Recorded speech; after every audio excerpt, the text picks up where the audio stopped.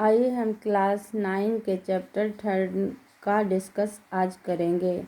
वैज्ञानिक एल लैवोसियर ने रासायनिक संयोजन के दो महत्वपूर्ण नियम को स्थापित किए हैं। पहला, द्रव्यमान संरक्षण का नियम। इस नियम के अनुसार किसी रासायनिक अभिक्रिया में द्रव्यमान का ना तो सृजन किया जा सकता है ना ही विनाश। इसका मतलब यह है कि जब कोई एक पदार्थ से जब नया पदार्थ का निर्माण होता है तो उसमें पुराने पदार्थ का जो द्रव्यमान रहता है वो नए पदार्थ के द्रव्यमान के बराबर होता है। जैसे कि हम नए पदार्थ के द्रव्यमान के बराबर होता है। जैसे कि हम ले हाइड्रोजन का 5 ग्राम और ऑक्सीजन का 5 ग्राम, और इससे जो बनने वाला नया पदार्थ है वो 10 ग्राम का होगा। अर्थात इसमें प्रतिकारक के साइड का और प्रोडक्ट के साइड का द्रव्यमान जो है इक्वल है। इसी से पता चला कि अभिक्रिया में ना तो द्रव्यमान का सृजन किया जा सकता है ना ही विनाश। इस दूसरा नियम है स्थिर अनुपात का नियम। इस नियम को जोसेफ एल प्राउस्ट ने दिया। इस नियम के अनुसार कोई भी यौगिक 2 या 2 से अधिक तत्वों से निर्मित होते हैं।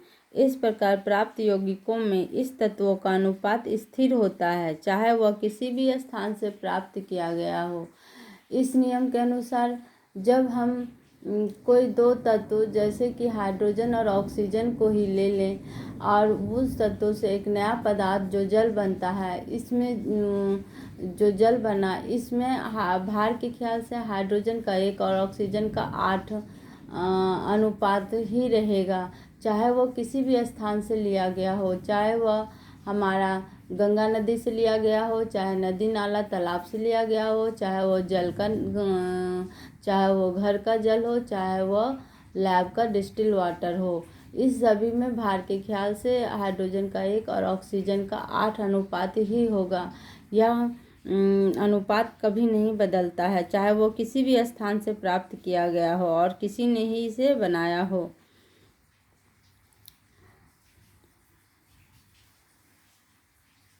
डाल्टन के परमाणु सिद्धांत।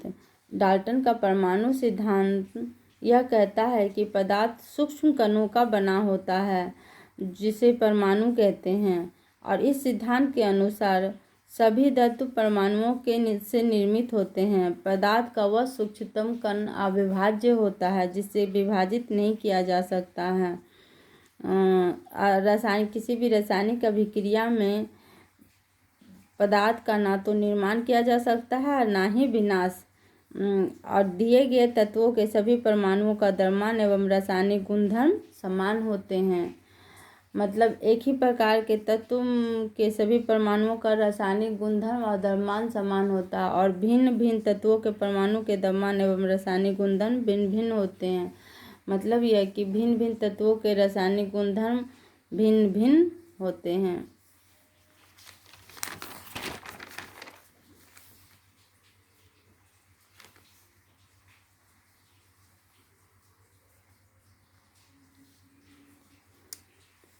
भिन्न भिन्न तत्वों के परमाणु परस्पर छोटी पूर्ण संख्या के अनुपात में संयोग कर यौगिक निर्मित करते हैं। इसका मतलब यह है कि भिन्न भिन्न तत्वों के परमाणु परस्पर छोटी पूर्ण संख्या के अनुपात में संयोग कर यौगिक का निर्माण करते हैं, और यह संख्या पूर्ण होती है।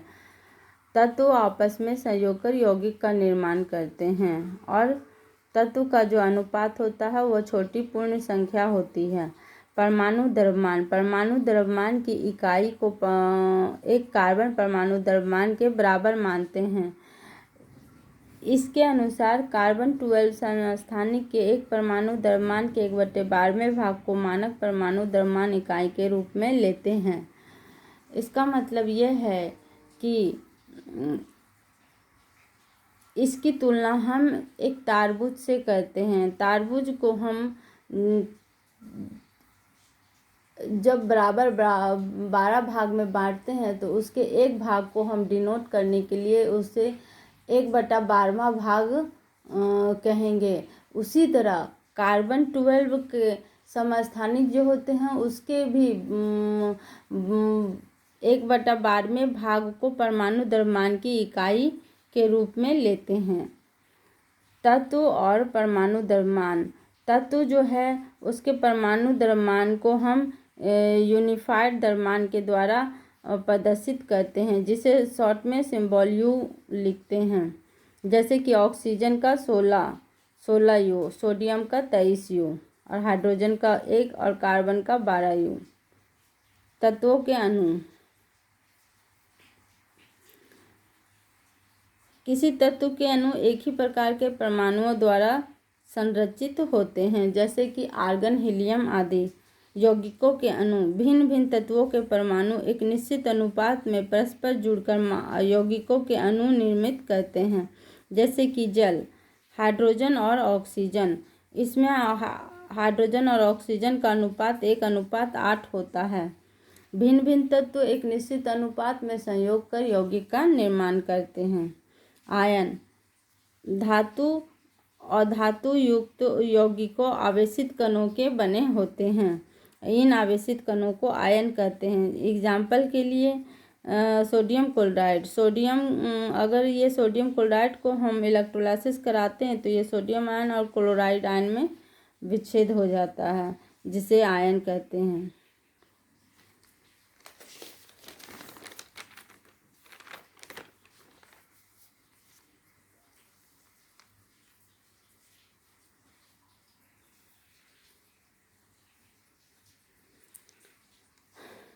आइए आज हम रासायनिक सूत्र को समझते हैं। Sodium chloride. इसके रासायनिक सूत्र को समझने के लिए सबसे पहले हम संयोजी और संयोजकता को समझना होगा, ताकि हम इसकी वैलेंसी को निकाल कर हम इस क्लास के चैप्टर 4 में संयोजी और संयोजकता को एक्सप्लेन करेंगे। उसके पहले हम इसे रासायनिक सूत्र लिखने के लिए समझेंगे। इसमें हम हाइड्रोजन की संयोजकता जो 1 होती है, क्लोरीन की 1 होती है, तो इसे हम हाइड्रोजन की संयोजकता क्लोरीन से और क्लोरीन की संयोजकता को हाइड्रोजन से मल्टीप्लाई करेंगे। अतः हाइड्रोजन क्लोराइड का रासायनिक सूत्र हमें HCl प्राप्त होगा, क्योंकि 1 जो है हम नहीं लिखते हैं। उसी तरह कार्बन टेट्रा क्लोराइड के सूत्र से हम इसे समझते हैं। इसमें संयोजित परमाणुओं की संयोजकता को क्रॉस करके अनुसूत्र हम लिखते हैं। तत्व जैसे कि कार्बन का सिंबल C और क्लोरीन का सिंबल Cl होता है, और इसमें कार्बन की संयोजकता जो है वो 4 होती है और क्लोरीन की संयोजकता 1 होती है। तो कार्बन की संयोजकता 4 और क्लोरीन की संयोजकता 1। तो इसका जो है हम इसे क्रॉस मल्टीप्लिकेशन कहते हैं, कार्बन को क्लोरीन से, क्लोरीन को कार्बन से। तो सूत्र जो हमें प्राप्त होता है CCl4 होगा। एल्युमिनियम ऑक्साइड का सूत्र। एल्युमिनियम का सूत्र होता है Al और ऑक्साइड का O। तो इस एल्युमिनियम की संयोजकता 3 होती है और ऑक्साइड की 2। इस तरह हमें क्रॉस मल्टीप्लिकेशन करने पर Al2O3 प्राप्त होगा।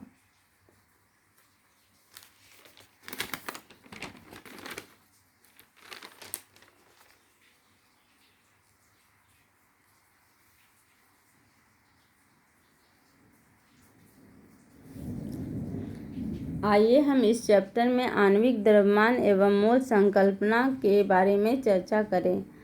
आणविक द्रव्यमान।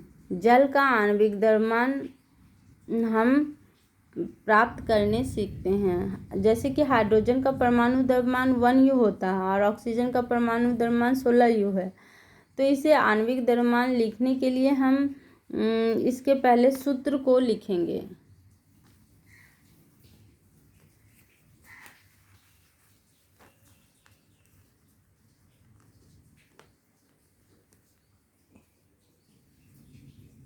ये सूत्र H2O जो है, इसका हाइड्रोजन का परमाणु द्रव्यमान संख्या 1 होता है और इसे हम, ये चूँकि 2 से मल्टीप्लाई है तो हम इसे 2 से मल्टीप्लाई करेंगे और प्लस करने के बाद इसको हम ऑक्सीजन का, चूँकि यहाँ 1 है तो इसे हम, इसके परमाणु द्रव्यमान 16 से मल्टीप्लाई करेंगे।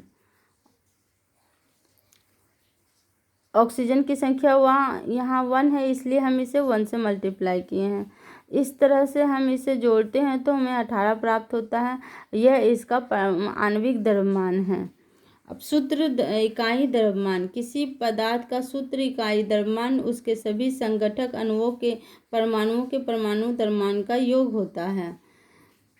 जैसे कि NaCl का सूत्र इकाई द्रव्यमान यह होता है, हम यहाँ सोडियम क्लोराइड में सोडियम का 1 और क्लोरीन का भी 1 अणु है तो इसे हम 1 से मल्टीप्लाई कर देंगे और जो इसको क्लोरीन के मॉलिक्यूल क्लोरीन के परमाणु के साथ जोड़ेंगे तो यह भी हमें 58.5 U प्राप्त होता है। इसी प्रकार हमने आगे भी अन्य यौगिक की गणना की है। मोल संकल्पना। मोल। आइए आज हम मोल पर डिस्कस करते हैं। किसी पदार्थ के 1 मोल में कणों में, जैसे कि हम ले सकते हैं परमाणु, अणु अथवा आयन की संख्या निश्चित होती है जिसका मान 6.022 × 10⁻23 होता है। इसे एवोगाड्रो स्थिरांक अथवा एवोगाड्रो संख्या कहते हैं जिसको NO से निरूपित करते हैं।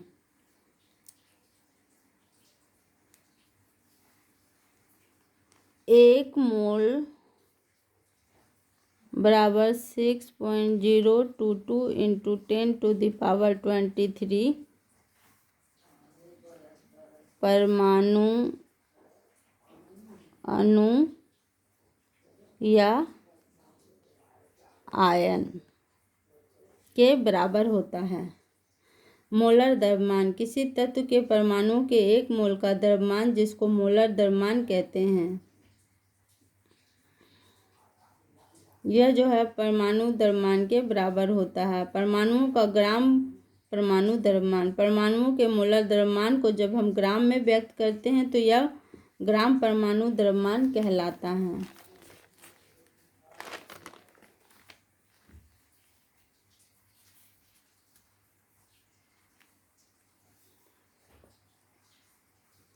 हाइड्रोजन परमाणु का द्रव्यमान 1 U होता है। हाइड्रोजन का ग्राम परमाणु द्रव्यमान जिसे हम 1 ग्राम लिख सकते हैं।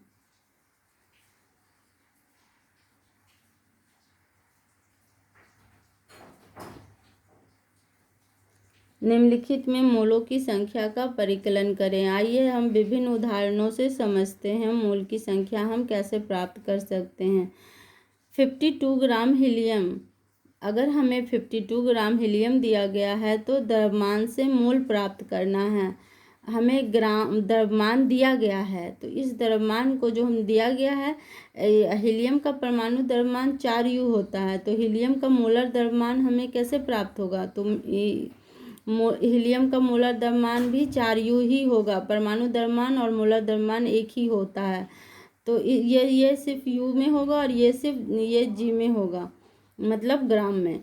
तो मोलों की संख्या बराबर फॉर्मूला है जिसे आप याद कर लीजिए, दिया गया द्रव्यमान बटा मोलर द्रव्यमान।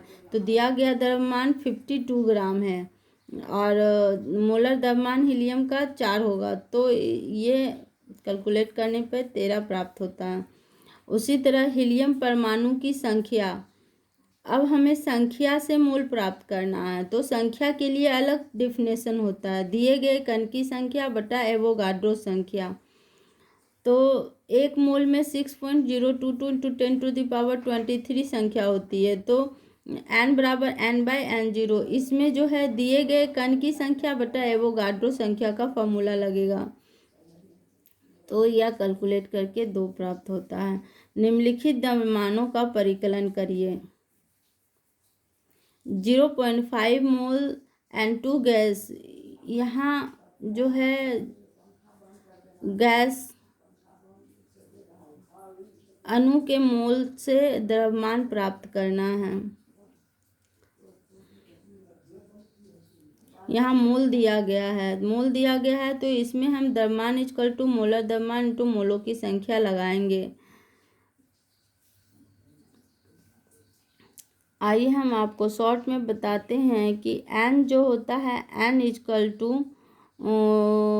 दिया गया द्रव्यमान ग्राम में अब बटा मोलर द्रव्यमान।